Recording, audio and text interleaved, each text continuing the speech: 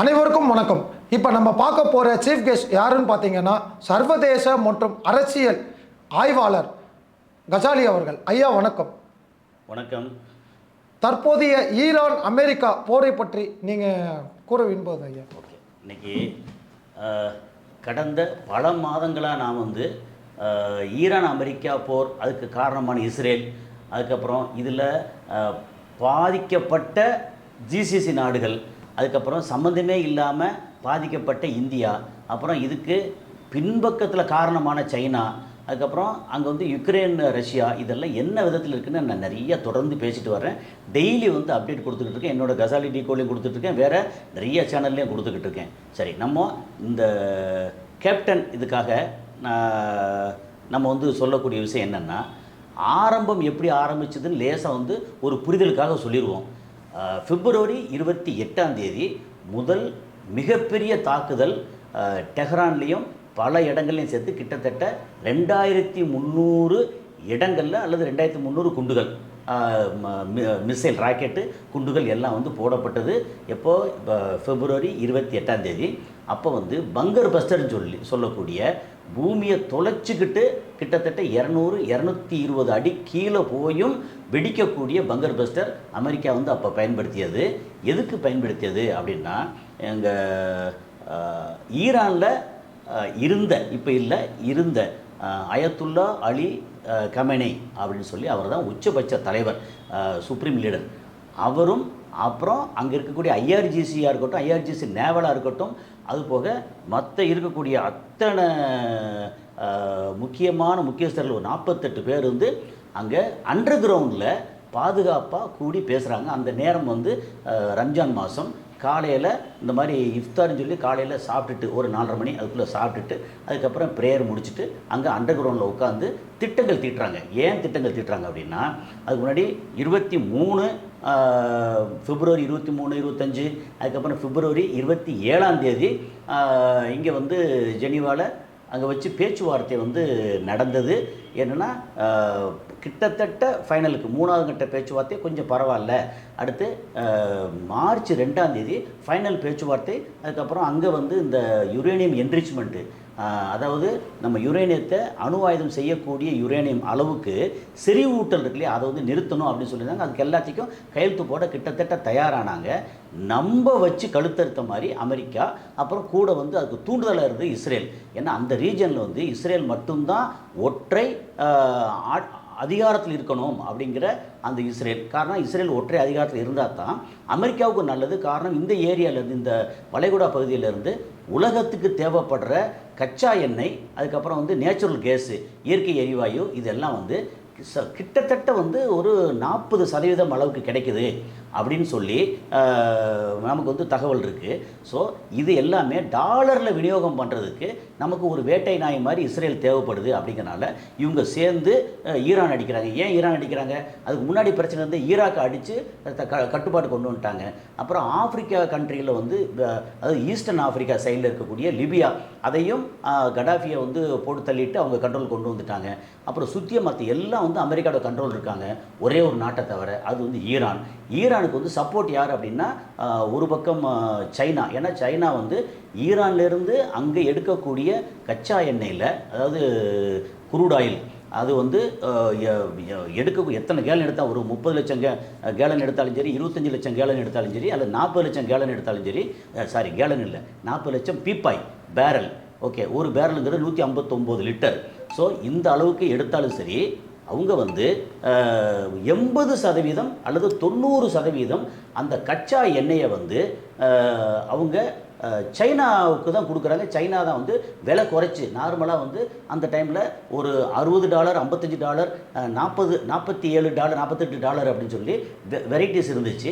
அதில் $15, $20 வரைக்கும் குறைச்சி சைனாவுக்கு கொடுத்தாங்க. ஸோ அதனால் அந்த சைனா பெரிய அளவுக்கு ஈரானை டிபெண்ட் பண்ணுது. காரணம், ஆயிலுக்காக. அப்புறம் இந்த பக்கம் ரஷ்யா. அப்போ ரஷ்யாவை கண்ட்ரோல் பண்ணுறதுக்காக அவங்க யுக்ரைன் மூலமாக எக்கச்சக்கமாக 4 வருஷமாக இப்போ பிரச்சனையை கொடுத்துருந்தாங்க இல்லையா. ஸோ இதெல்லாம் நடந்துருச்சு.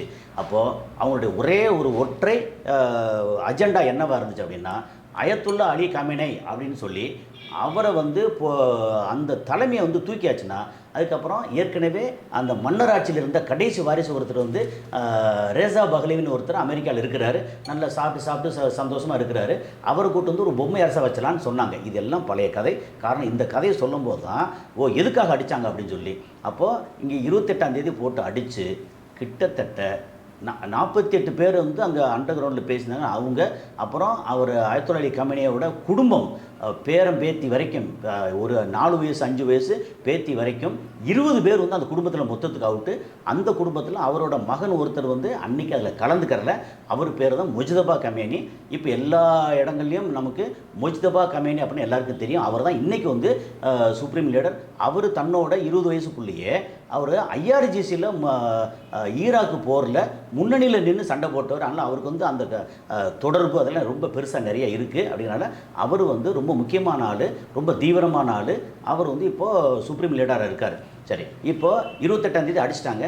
அந்த தலைவர்களை பங்கர் பஸ்ட்டை போட்டு அடித்தாங்கிற ஒரு பக்கம். இன்னொரு பக்கம் என்னென்னா இந்த டோமஹாக் அப்படின்னு சொல்லி அமெரிக்காவோட ஏவுகணை, அது அமெரிக்காவில் மட்டும்தான் இருக்குது. அந்த ஏவுகணை வந்து இதிலேருந்து வரும். எப்படின்னா நிலத்துலேருந்து வரலாம், அப்புறம் சப்மரைன்லேருந்து வரும். அப்போ அங்கே இருந்த சப்மரைன்லேருந்து அடித்து ஒரு ஸ்கூலில் வெறும் இந்த பொம்பளை பிள்ளையை படிக்கிற ஸ்கூல், அதில் 168 பொண்ணுகளை, அது வந்து 5-6 வயசுலேருந்து ஒரு 10-12 வயசு வரைக்கும் உள்ள 168 பிள்ளைகளை கொண்டுட்டாங்க. 12 டீச்சர்ஸு. இது வந்து எப்படின்னா அப்புறம் பக்கத்தில் இருக்கிற ஹாஸ்பிட்டல் அடித்தாங்க. இவங்க வந்து நீங்கள் ஒரு வீரனாக இருந்தால் இன்னொரு வீரனை அடிக்கணும், அங்கே போய் சண்டை போடணும். அதை விட்டு போட்டு ஹாஸ்பிட்டலு, பள்ளிவாசல், சர்ச்சு, ஸ்கூலு, இந்த மாதிரி மக்கள் வசிக்கிற இடம், அப்படி இதை பூரா அடித்து இதுதான் வந்து நெத்தன்யாகு என்ற உலக கிரிமினலுக்கான மூளை இப்படி தான் யோசிக்கும். அப்புறம் அந்த நெத்தன்யாகு பேச்சை கேட்குற ட்ரம்ப்புக்கும் இப்படி தான் யோசிக்கும். அப்படி பண்ணாங்க. அது வந்து பெரிய அதிர்ச்சி. எல்லோரும் அமைதியாக 2 நாள் இருந்தாங்க. அதுக்கப்புறம் வந்து ஈரான் அடிக்க ஆரம்பித்தது. மொத்த அரபு நாடுகளும் அதுக்கப்புறம் இஸ்ரேலும் அரண்டு போனாங்க. அப்புறம் இவரை வந்து ஈரானை வந்து போட்டு தாக்குறதுக்காக எல்லாம் ரெடி ஆகுறாங்க. பெரிய கப்பல்லாம் வந்துச்சு. அது யூஎஸ்எஸ் ஆப்ரஹாம் லிங்கனாக இருக்கட்டும், ஜெரால்டு ஆர் ஃபோர்டாக இருக்கட்டும், அதுக்கப்புறம் கூட வந்த டெஸ்ட்ராயர் கப்பல், அந்த கப்பல்னு சொல்லி கிட்டத்தட்ட ஒரு 40-50 கப்பல்கள் வந்து நிற்கிது. அந்த கப்பலையும் அடித்து விரட்டிட்டாங்க ஐஆர்ஜிசி நேவல். அதுக்கப்புறம் இந்த இவங்களோட ஃப்ளைட்டு வான் பரப்பில் வந்து அமெரிக்காவோட ஆதிக்கம் வந்து ரொம்ப ஜாஸ்தி. அதில் வந்து F-15, F-16, F-18, F-22, F-35 அப்படின்னு அதுவாக இருக்கட்டும். அப்புறம் இங்கே வந்து B-2 பாம்பர்ஸ் இருக்கு இல்லையா, பங்கர் பஸ்டர் போடுற GBU-57 பாம்பர்ஸை கொண்டு போய் போடக்கூடிய B-2 பாம்பர்ஸ், அதுக்கு வந்து எரிபொருள் நிரப்பக்கூடிய இது KC-135 அப்படின்னு அந்த இதாக இருக்கட்டும். அதுக்கப்புறம் ட்ரோனாக இருக்கட்டும். அவங்க ட்ரோன் வந்து MQ-9 ரீப்பர் ட்ரோன், அது வந்து பயங்கரமான எக்ஸ்பென்சிவ். அப்புறம் அந்த ரீஜனில் மொத்தத்துக்கு எல்லா டேட்டாவையும் கலெக்ட் பண்ணி வைக்கக்கூடிய ஒரு மிகப்பெரிய ஒரு ரொம்ப எக்ஸ்பென்சிவான ஒரு ஃப்ளைட்டு E-3 அவாக்ஸ்னு பேர் சவுதி அரேபியாவில் இருந்தது. எல்லாத்தையும் அடிச்சிட்டாங்க ஈரான். எப்படி அடித்தாங்கன்னா இப்போ எங்கெல்லாம் வச்சுருந்தாங்க அப்படின்னா, இத்தனைக்கும் அவங்களுடைய அம்யூனிஷன், அதாவது ஆயுதங்கள் குவிக்கப்பட்டிருந்த இடத்துல எல்லாத்துலையும் போய் அடிச்சிருக்காங்க. அதையும் தாண்டி எல்லாம் முடிச்சுட்டு கடைசி என்ன பண்ணாங்க, ஓகே இவங்களை இப்படியே விட்டால் சரி வராது அப்படின்னு இந்த உலகத்தின் மொத்த கச்சா எண்ணெய் தேவையான 20-25% கச்சா எண்ணெய் நேச்சுரல் கேஸ் வந்து ஹர்மோஸ் ஜலசந்தியிலேருந்து போகுது. ஹர்மோஸ் ஜலசந்திங்கிறது அதை வந்து சின்ன விஷயம் சொல்லியாச்சுன்னா, அது எப்படி பார்த்தாலும் மொத்தம் ஒரு 33 கிலோமீட்டர் விட்டு உள்ளது. ஓகே, ஒரு பக்கம் ஈரான், இன்னொரு பக்கம் ஓமன். ஓகே, ஓமானோட அந்த ஒரு பகுதி. அப்போது இந்த 33 கிலோமீட்டரில் சர்வதேச எல்லை இதுபடி என்னென்னா 12 நாட்டிக்கல் மைல் வந்து ஒவ்வொரு நாட்டுக்கும் சொந்தமாக இருக்கும். கடல், அது கடல் பரப்பு. அதாவது உதாரணத்துக்கு வந்து நம்ம மெரினா பீச்சுனா, மெரினா பீச்சு கடலில் இருந்து ஒரு 12 நாட்டிக்கல் மைல் அப்படின்னா கிட்டத்தட்ட 18.5 கிலோமீட்டர் வந்து இந்தியாவுக்கு சொந்தம். அது மாதிரி அங்கே பார்த்தீங்கன்னா மொத்தமே 33 கிலோமீட்டர் தான். அதில் 16.5 கிலோமீட்டர் வந்து ஈரானுக்கு சொந்தம், இன்னொரு 16.5 கிலோமீட்டர் வந்து ஓமானுக்கு சொந்தம். ஆனால் இப்போ வந்து அந்த ஹர்மோஸுங்கிறது எங்கே போகுது அப்படின்னா, ஈரான் பகுதியில் இருக்கக்கூடிய ஒரு 8 கிலோமீட்டர் மட்டும்தான் ஒரு சீரான ஆழத்தில் போகக்கூடியது. கப்பல் அங்கே தான் போக முடியும். அப்போது இந்த பக்கம் இருக்கக்கூடிய ஓமான் சைட்லேருந்து கப்பல் போக முடியாது. காரணம் மேடு பள்ளம் இருக்குது, ஆழமாக இருக்குது, ஆனால் மேடு பள்ளம் இருக்குது. அப்படிங்கிறனால அந்த பிரச்சனையில் வந்து ஹர்மோஸ் வந்து டோட்டலாகவே ஈரான் பக்கத்தில் இருக்குது. அந்த ஹர்மோஸ் அவங்க என்ன பண்ணிட்டாங்க, அவங்களுடைய IRGC என்ஆர்ஜிசி நேவல் இருக்காங்கல்ல அந்த படையை வச்சு பாதுகாத்துட்டு இருக்காங்க. நீங்கள் யாரும் போகக்கூடாது வரக்கூடாது, எங்களுக்கு வந்து வரி கட்டிட்டு தான் போகணும் அப்படின்னு ஆரம்பித்தது ஏகப்பட்ட சிக்கல் வந்துருச்சு. இந்தியாவுக்கு வந்து இன்றைக்கி நீங்கள் பார்த்தீங்கன்னா இப்போ நம்ம பேசிக்கிட்டு இருக்க இந்த தேதியில் பார்த்தீங்கன்னா இப்போ வந்து என்ன ஜூன் கடைசிக்கு வந்துட்டோம் 4வது வாரம். இப்போ பார்த்தீங்கன்னா இது வந்து சிஎன்ஜி நோ ஸ்டாக் அப்படின்னு எல்லா பெட்ரோல் பங்க்லேயும் போட்டுட்ருக்காங்க. காரணம் வந்து நேச்சுரல் கேஸு, அந்த கேஸை வந்து அதிகமான நாளைக்கு வந்து பாதுகாத்து வைக்க முடியாது. காரணம் ரொம்ப டேஞ்சர்.